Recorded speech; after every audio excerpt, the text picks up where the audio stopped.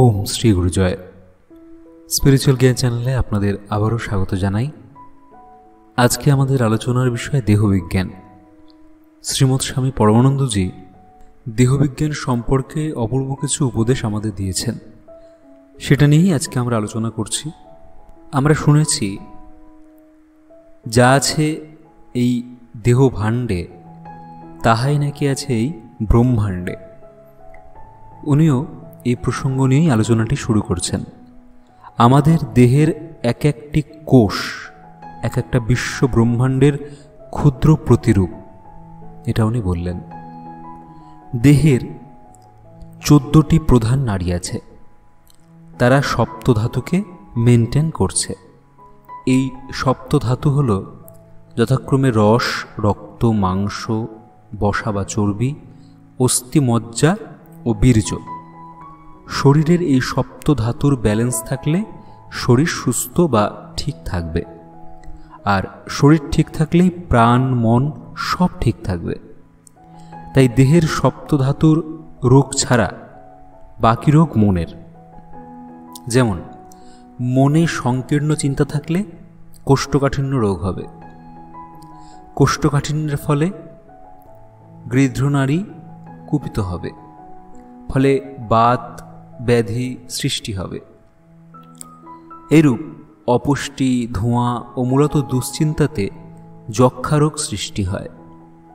উদ্বিগ্ন বা টেনশন থেকে হার্টের ব্যাধি বা হার্ট অ্যাটাক হয়।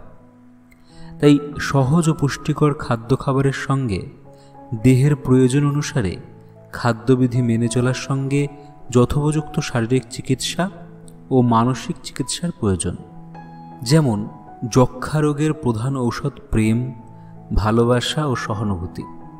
অর্থাৎ এই রোগীকে খুব ভালোবাসলে, এর প্রতি সহানুভূতিশীল হলে এবং এই সাথে পেয়ারা, আলু সেদ্ধ ইত্যাদি খাওয়ানোর সঙ্গে রোগী যদি নিজেও দুশ্চিন্তা না করে প্রসন্ন মনে থাকে, তাহলে সামান্য চিকিৎসাতেই সে সহজে আরোগ্য লাভ করবে। সাধারণত হয় কি, অনেক গরিব মানুষ খুব পরিশ্রম করে, অথচ সেই অনুসারে তারা না ঘুমালে ও তাদের পুষ্টিকর খাবার না জুটলে টিবি বা যক্ষারোগ হয়। মাসেল রেস্ট পায় না। এই প্রসঙ্গে গুরুজি একদিন বলেছিলেন, খালি পেটে 6টা করে বেলপাতা 1 চামচ শ্বেতচন্দন সহ মিশিয়ে খেলে যক্ষারোগ ভালো হয়। এক সময় তিনি শুধু বেলপাতা খেয়ে জীবনধারণ করেছেন খাদ্যের অভাবে। তারপর কিডনি ও প্রোস্টেট গ্ল্যান্ড দুর্বল হলে মানুষ খুব ভাবপ্রবণ হয়, বারবার প্রস্রাব যায়, রাতে ঘুম হয় না, শরীরের ইমিউনিটি পাওয়ার কমে যায়। এর জন্য শুষ্নির শাকের ঝোল খাওয়ার সাথে সাথে বেদান্তের চিন্তা এবং হৃদয় পরিবর্তনের জন্য ভক্তিভাব, এই দুয়েরই প্রয়োজন।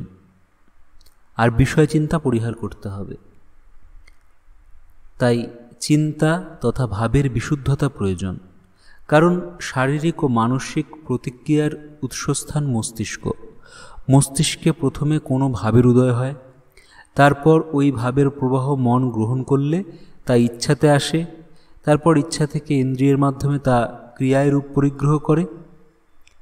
তাই ভাব বিশুদ্ধ থাকলে বা ভাবনাকে দ্রষ্টাবৎ দেখে গেলে, তাকে ইচ্ছায় না নিয়ে আসলে দেহে মনে বিরূপ প্রতিক্রিয়ার সৃষ্টি হয় না বা রোগ ব্যাধি হতে পারে না। উনি আরও বললেন, দেহবিজ্ঞান না জানলে দেহ চেতনা যায় না। দেহবোধ চলে যাবে তখনই যখন দেহ জ্ঞান হবে, দেহ জ্ঞান হয়ে যাবে। না হলে ঘুরে ফিরে দেহেতেই মন চলে আসবে, দেহ সম্বন্ধে নিশ্চিত হওয়া যাবে না। এখনো পর্যন্ত আমাদের শিক্ষা ব্যবস্থায় মানুষকে উন্নত মানের জীবনী পড়ানো হয় না, স্বামীজির বাণী পড়ানো হয় না, নেতাজি সুভাষচন্দ্রের বাণী পড়ানো হয় না, যেখান থেকে বাচ্চারা উদ্যমী হয়ে উঠবে, সৎ চিন্তাভাবনা গঠন করবে। এছাড়াও গঠনমূলক পড়াশোনাও হয় না, যেটা দ্বারা তারা কিছু করে খেতে পারে। তাদের এমনভাবে পড়ানো হয় তারা ডিগ্রিধারী হবে এবং লোকের বাড়ি চাকরগিরি বা চাকরি করবে।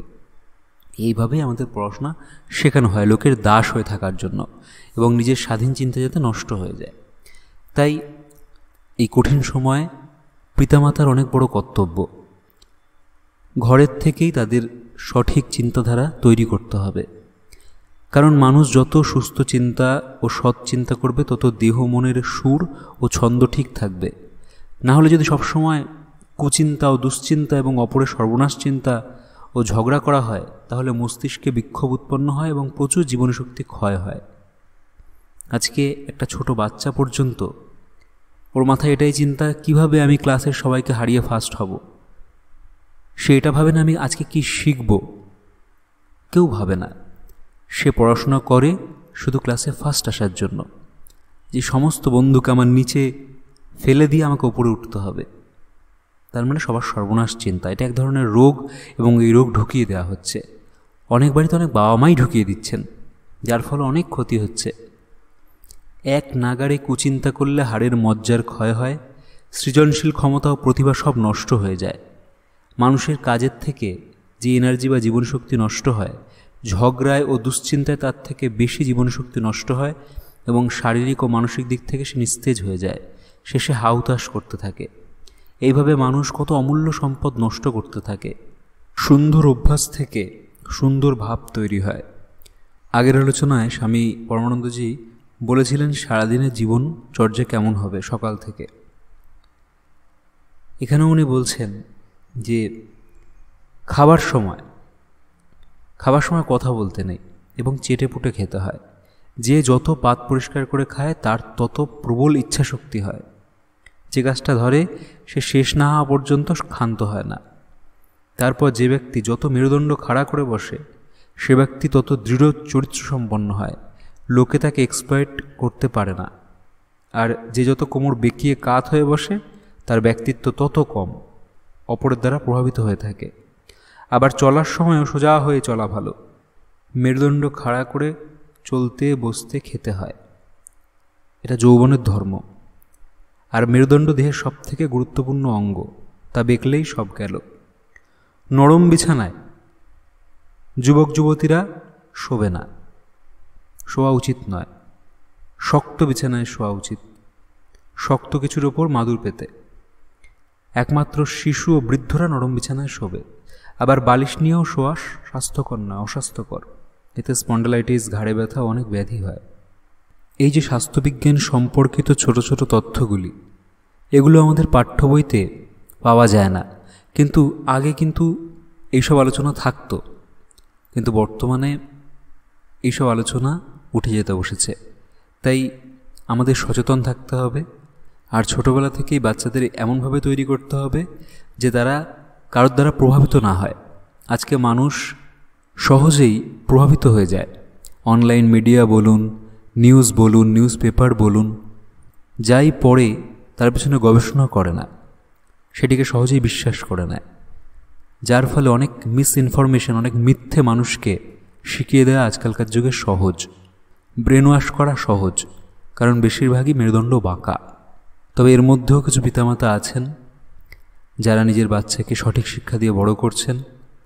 আর এই সকল মানুষকে আমরা প্রণাম করি, কারণ এই সকল মানুষের জন্যই এখনও সমাজটা কিছুটা হলেও সুন্দর আছে। সবাই ভালো থাকবেন, সুস্থ থাকবেন। আজকের আলোচনা এখানেই শেষ করছি।